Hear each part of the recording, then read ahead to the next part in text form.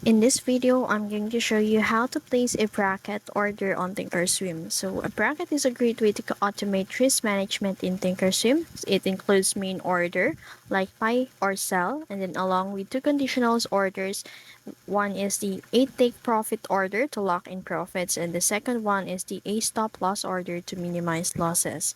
So as you can see, I'm using a ThinkorSwim web base.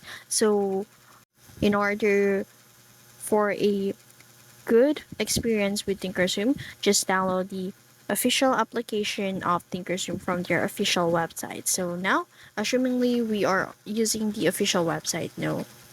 Open the order entry panel, and then in here, you can change your bid and ask price if you want to buy. So the order entry panel will appear at the button. So just change the order type to limit if you want a specific price, or a market if you want the best available price.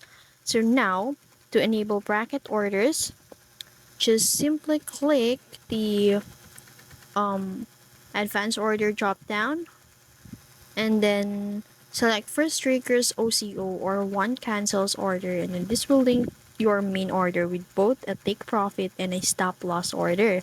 So click create opposite order twice to generate two linked orders. It could be take profit order or a stop loss order, and then change to both to GTC or good till canceled if you want them to stay active until executed. And that's it. So you'll need to review and submit the order. Just simply click confirm and send to review the details, and then check your order breakdown including potential risks and gains, and then click send to place your orders. And that's it. That's how to place a bracket order in ThinkorSwim.